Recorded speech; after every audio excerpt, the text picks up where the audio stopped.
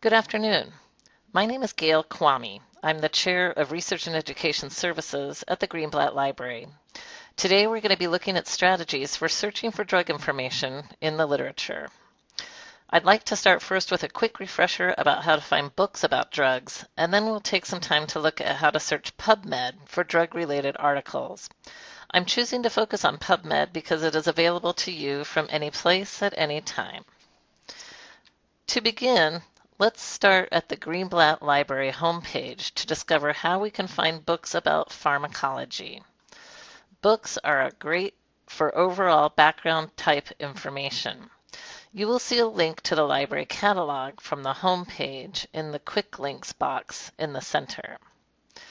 Let's click on the library catalog link. And once there, we're going to go to the Advanced Search option, where you can set some parameters for your search.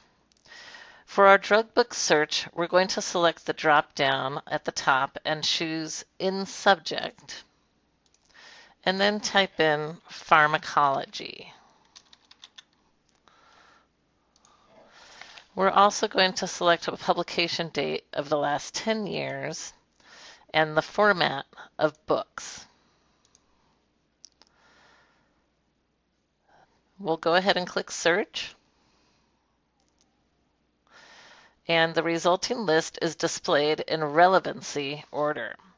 We can resort this list to show the newest books first by clicking on the drop-down arrow next to Relevance and click on Date Newest. These are now being displayed as the most recent books first and then in descending chronological order. The electronic books are indicated by a green dot labeled Online Access. You will see a link labeled View It. From there, we can choose to view full text access to the electronic book. If you are off campus, you'll be prompted to log in with your JAGNet ID and password, the same ID and password you use for your Augusta University email. So we can click here on View Full Text, and we will now see the full content of this electronic book, Davis's Drug Guide for Nurses. And you can see here the table of contents that you can browse at your leisure. I'll go ahead and close that tab. If this book had been a print book, you would see the Get It link, and then you could click there to see where the book is shelved in the library.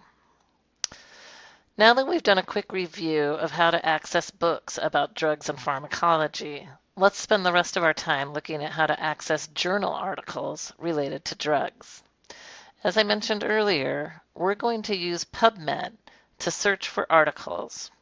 Again, start at the Greenblatt Library homepage and click on Pubmed from the Quick Links box in the center of the page.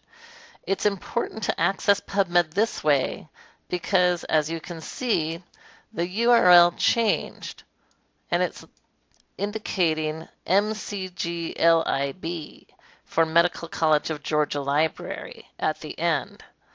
This is a feature that the library has set up so that you can then link out directly to full-text articles in journals for which the library has a subscription. And we'll take a look at that later. As you likely know, many drugs have common names as well as generic names. Fortunately, Pubmed is designed so that you can search for either. For example, let's start off searching Pubmed for information about the drug Zestril. I'm going to just type Zestril into the Pubmed search box and click on Search. Once we've executed the search, it's important to look at our search details box to see what Pubmed is doing. And you can see here that it mapped the term Zestril to lisinopril, which is the mesh term and the generic name of the drug. Let's look at article number 4 on this list in more detail. This is where you'll see why it's important to link to Pubmed from the Greenblatt Library's homepage. Once you click on the article title, you'll be taken to the abstract view in Pubmed. From there, the Find It at Augusta button appears. That happens because of the feature I mentioned earlier that the library has added to Pubmed so that you can link out to full text. When we click on that button, we are taken to the library catalog where we see that we can then view the full text of the article. If you are off campus, take the extra step of signing into your library account up in the upper right-hand corner using your JAGNet ID and password. That way, the system knows you are affiliated with Augusta University and can access the library's subscription resources. I'm currently signed in, so now I'll click on the full text available link and be able to see the full text of the article, and I have an option to download a PDF of this article or export the citation into a citation management system and what have you. Let's go back to the Pubmed search screen now, and I can do that by leaving this search box blank and clicking on the search button, and it takes me back to the main search screen. Let's try another drug name. Let's type in benazepril. I'm going to go ahead and type that drug name in and click on search. When we look at the search details box in this case, you'll see that benazepril is mapped instead of a mesh term to what's called a supplementary concept.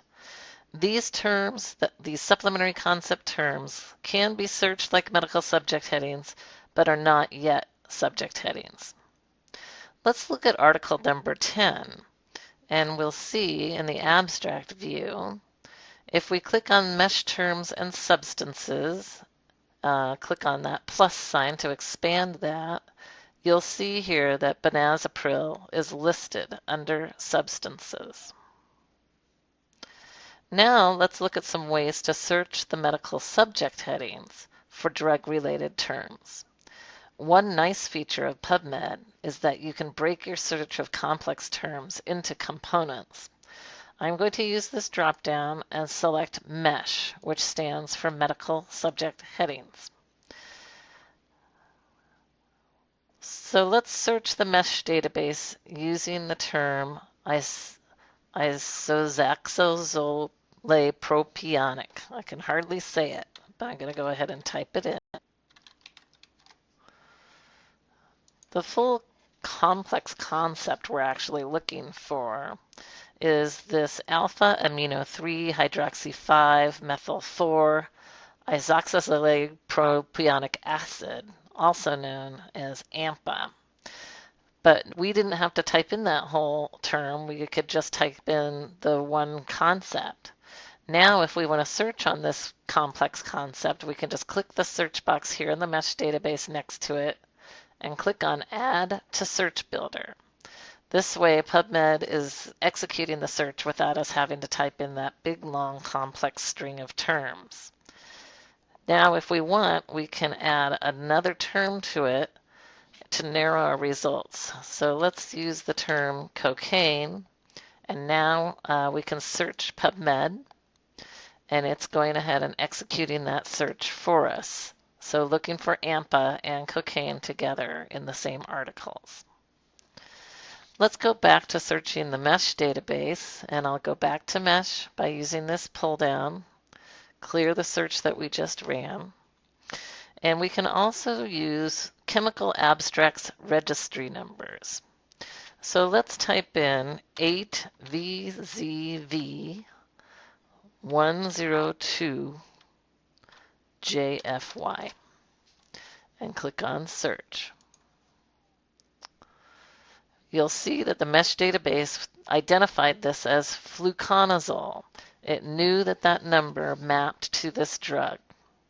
Scroll down to see a lot more information about this term, including what are called entry terms or other synonyms for this drug.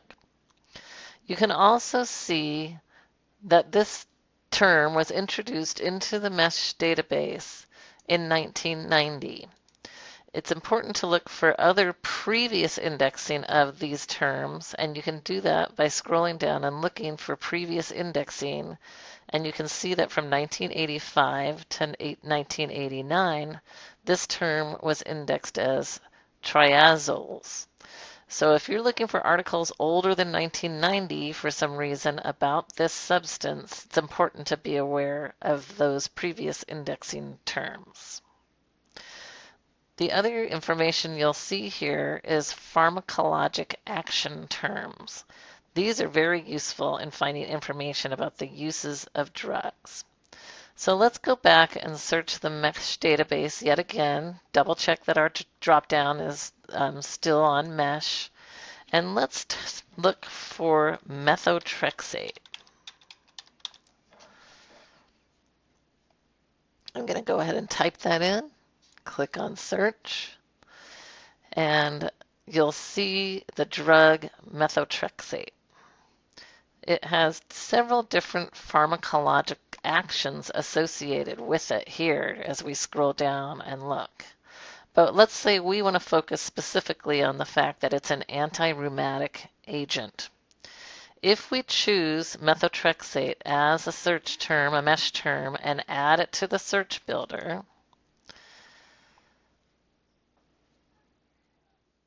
we can also combine it with anti-rheumatic agents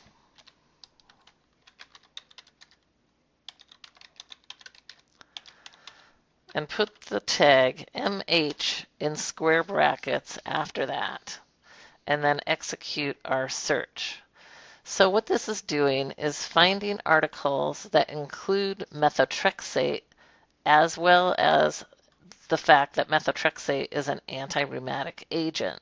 So we're winnowing out those other pharmacologic actions, of methotrexate and limiting our results to just those that include the anti-rheumatic agent pharmacologic action. Another way to leverage using pharmacologic action terms is to search the MESH database for a pharmacologic actions such as anti-rheumatic agents. So let's do that. I'm going to go back to the MESH database, clear this search, and type in anti-rheumatic agents. If I search the MESH database for this term, we're going to see a couple things. The first result describes drugs that are used to treat rheumatoid arthritis, but we're interested in the pharmacological action anti-rheumatic agents. If we click on this term, what we're going to see is a very long list of drugs and substances that have this pharmacological action.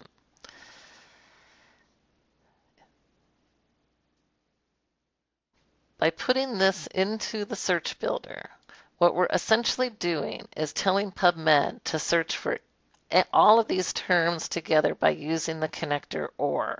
I want this term or this term or this term. So it's doing a giant search using the OR connector, so including all of these substances and drug names in our search without us having to hand type any of that in. So we can then add another term. If we're interested in ankylosing spondylitis,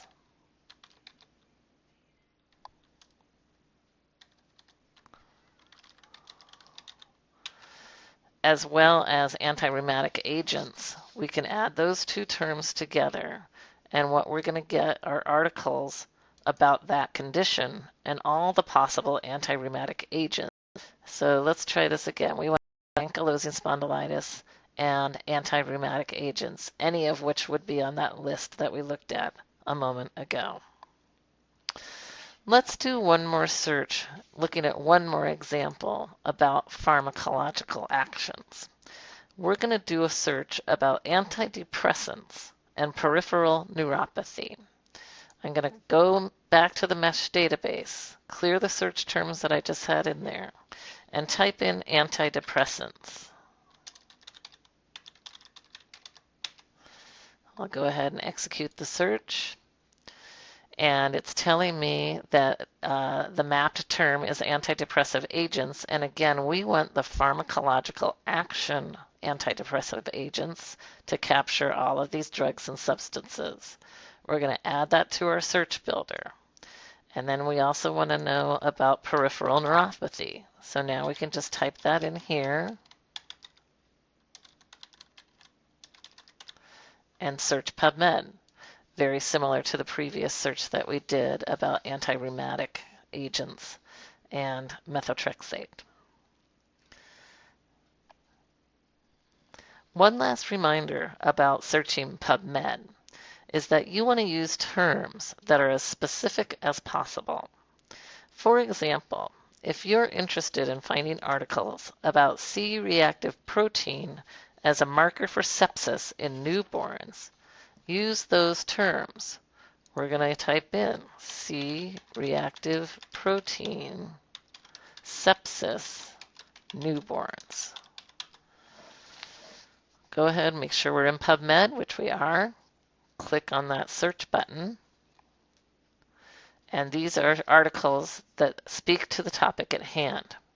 And as always, we want to look at our search details and make sure that the terms are mapping properly. We can look even more in detail at the search details by clicking on See More.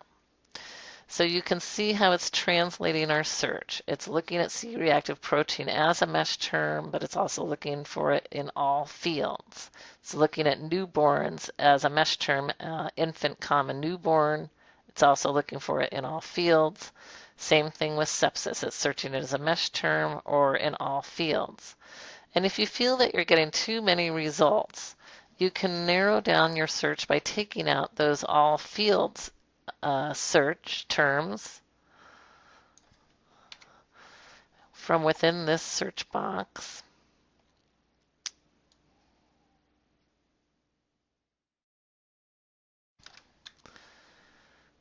It's just a matter of highlighting and deleting.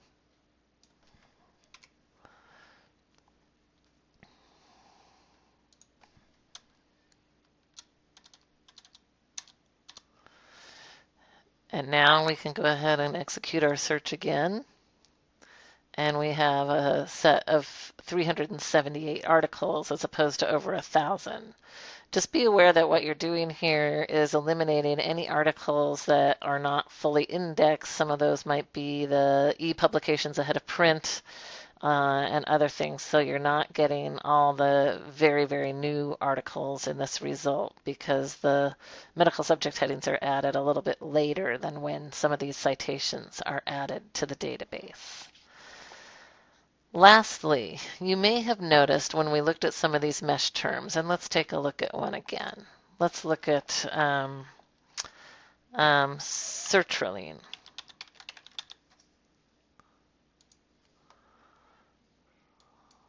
We want to look at the drug sertraline.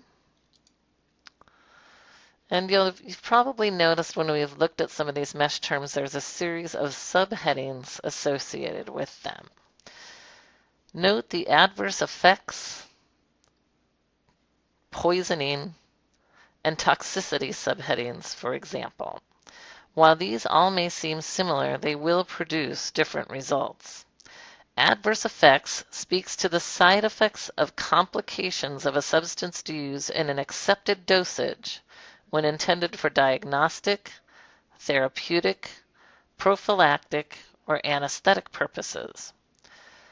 Toxicity, on the other hand, speaks to experimental studies that explicitly determine the ill effects of the substance, and poisoning refers to life-threatening intoxication, which can be accidental, occupational, suicidal, by medication error, or by environmental exposure.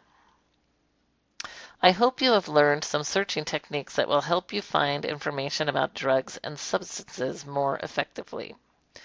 If you have any questions about searching for drug information using Pubmed or any of the other library databases that are available, please contact your embedded librarian, and we will be happy to help you. Thank you for your time and attention today.